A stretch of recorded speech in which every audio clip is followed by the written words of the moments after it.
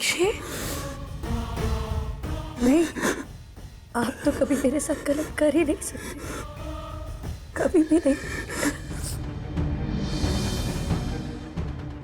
बस चलिए, जल्दी जाके तैयार हो जाइए।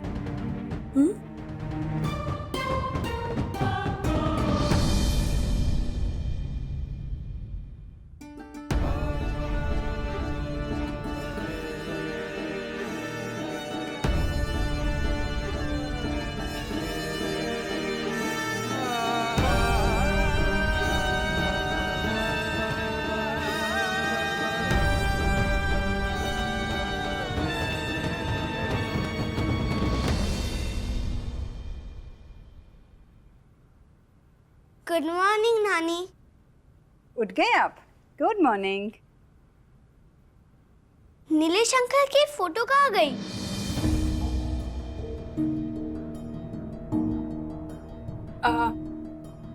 आपने ब्रश किया? हाँ। तो फिर चलो किचन में, दूध गर्म हो रहा है। पहले ये बताइए कि नीलेश अंकल की फोटो कहाँ गई? शायद तुम्हारे पापा लेकर गए होंगे फ्रेम चेंज करने के लिए। शायद या पक्का? ओहो, इतने सवाल क्यों पूछ रही हो? क्योंकि मुझे जानना है। पता है क्यों? क्यों? क्योंकि रात को सपने में मैंने नीलेश अंकल को देखा।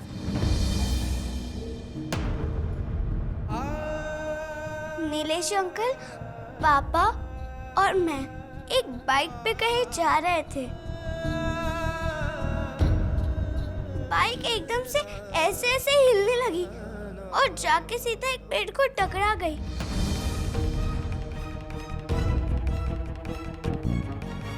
मैं अचानक उठ गई। प्रिंसेस? पापा, मुझे बहुत डर लगा।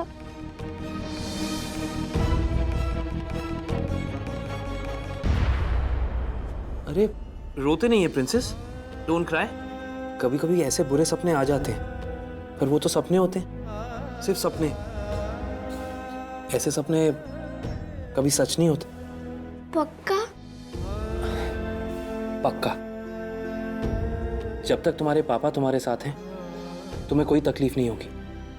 I promise. थैंक यू पापा। प्रिंसेस, अब मैं दूध पी लूंगी। गुड गर्ल, चलो।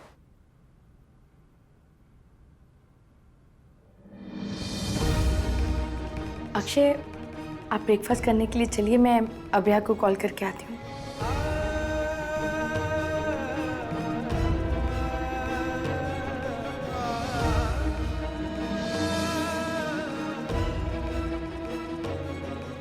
यह दोहरी जिंदगी जीना बंद करो और सही मायने में अपनी जिम्मेदारियों को निभाओ। तुम जलते हो मेरे और अक्षय के रिश्ते से।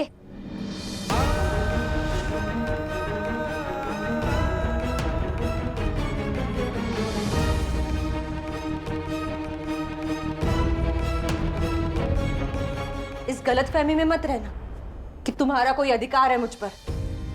एक घर में एक साथ रहने से कोई रिश्ता नहीं बन जाता। और ये जो तुम हमेशा मुझे लेक्चर देते रहते हो, ताने मारते रहते हो, उब गई हूं मैं उससे, थक गई हूं इरफान। इसलिए बेहतर यही होगा कि मैं इस घर से चली जाऊं। अच्छा, और कहाँ जाओगी? अक्षय के घर? कहीं भी जाओ, जहां तुम्हें चली जाओ, तुम्हें उससे क्या डॉक्टर इरफान? सोच लो नंदिनी, बहुत पछताओगे।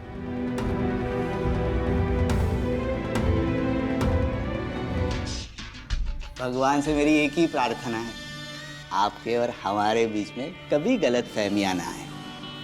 और कोशिश करूंगा कि आपको लोगों के सामने में गेट आउट कहने की नौबत ही ना आए। रतन, तुम्हें जरा सी भी शर्म बाकी है या नहीं? फिर से अक्षय पे ताने कस रहे हो। विजया, अरे ना, ताने? मैं? तुम्हें पता है कि अक्षय के जोर देने की वजह से ही मैं अभया को दोबारा कैफे की जिम्मेदारी सौंप रही हूँ। विजया दीदी, बिल्कुल पता है, इसमें ताज्जुब की कोई बात ही नहीं है। जब फंदा गले में पड़ता है तो चारा भी नहीं रहता ना भाई साहब। क्या मतलब है तुम्हारा? हाँ, कैसा फंदा? आप नहीं समझी विजया दीदी? भाई साहब समझाएंगे। समझाइए भाई साहब। प्यार का फंदा, प्यार का फंदा है? क्यों भैया? यार मैं अब एक पल के लिए भी नहीं रह सकती, प्लीज। मैं नहीं रह पाऊंगी। तो फिर तुम जाओगी कहाँ नंदिनी?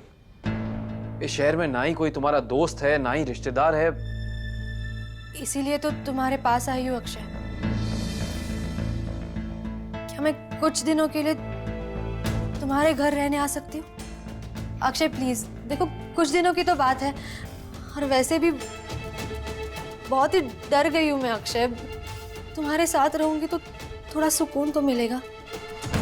नहीं नंदिनी, तुम ये कैसे हो सकता है? Think practically. अक्षय प्लीज देखो, मेरी बात तो सुनो। मैं कोई प्रॉब्लम क्रिएट नहीं करूंगी, आई प्रॉमिस। हाँ नंदिनी, मैं समझ सकता हूँ, पर तुम मेरी बात समझ रही हो कि नहीं? मैं एक बार विजया को समझा सकता हूँ, वो मान जाएगी, लेकिन अम्मा जी, विजया की मॉम, वो शार्प हैं, she is a sharp lady, intelligent हैं, उम्र का तजुर्बा है। उन्हें पहले से शक है कि मैं विजया के पीठ पीछे बड़ी मुश्किल से मैंने वो शक दूर किया है उनका। मैं नहीं चाहता कि तुम समझ रही हो, इसलिए प्लीज घर आकर रहने की सोचो भी मत नंदिनी, इट्स नॉट प्रैक्टिकल। वो कुछ दिन पहले जेनिफर ने कुछ इंटर्न्स को आपके और अक्षय के बारे में उल्टी सीधी बातें करते हुए सुना कि आपके और अक्षय के बीच में कुछ। व्हाट? प्लीज सॉरी नंदिनी, देखो बुरा मत मानो, इतनी बड़ी बात नहीं है। उस दिन शायद आप दोनों एक साथ चाय पी रहे थे और अक्षय तुम पागल हो गए, तुम सच। यू नो ना, आजकल के यंगस्टर्स कैसे होते हैं, कभी भी कहीं भी किसी के भी बारे में कुछ भी मस्ती सूझ जाती है उनको, किसी के भी बारे में अनाप शनाप बोलने लग जाते हैं। वो ये भी नहीं सोचते कि ऐसी बेतुकी बातों का लोगों पर क्या असर पड़े। But you don't worry, Jennifer ने उन इंटर्न्स को अच्छे से डांटा है और ये भी समझा दिया है कि ऐसी घटिया बातें इस नर्सिंग होम में बर्दाश्त नहीं की जाएंगी। So relax. एक्चुअली वो इंटर्न शायद आपसे आके माफी भी मांगे। माफी मांगने की क्या जरूरत है? जरूरत है नंदिनी, जब आपके और अक्षय के बीच में ऐसी वैसी कोई बात ही नहीं है, तो उनकी हिम्मत कैसे हुई आप दोनों के बारे में उल्टी सीधी बात करने की? ये क्या, सिर्फ 5,000 रुपए? 5,000 रुपया दे रहा हूँ, गनीमत समझो। 2-3 करोड़ रुपया चाहिए? अपनी अगली चाल चलो। वो भी चलूंगी रतन बाबू, देखना ऐसा जादू चलाऊंगी अपनी अदाओं का कि डॉक्टर अक्षय अपनी बीवी और सास की नजरों में नहीं गिरा तो मेरा नाम भी रिमझिम राधिका नहीं। ना ना, उन दोनों के नहीं, पूरे नर्सिंग होम में, सारे समाज में बदनाम होना चाहिए वो। मैं उस घर का छोटा दामाद हूं, लेकिन मेरी इज्जत खोटी कौड़ी की भी नहीं है। और वो अक्षय सिन्हा सबकी आंखों का ट्विंकल ट्विंकल तारा बन के बैठा है। बाय गॉड,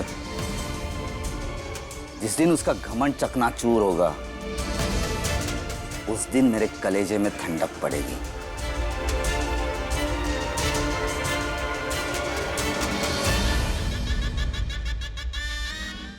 नंदिनी आंटी के साथ सोऊंगी। नंदिनी आंटी के साथ मतलब? नंदिनी आंटी हमारे घर रहने आई है। तुम्हारे पास सिर्फ ये 7 दिन, क्योंकि इस दौरान तुम्हें विजया को हमारे बारे में सब कुछ बताना होगा। तुम्हारा पहला दिन शुरू होता है अब। वो नंदिनी मैडम है ना, वो अक्षय साहब का हाथ पकड़ के ऐसे खड़ी है बाहर। क्या बकवास कर रही है? सच्ची, माँ कसम।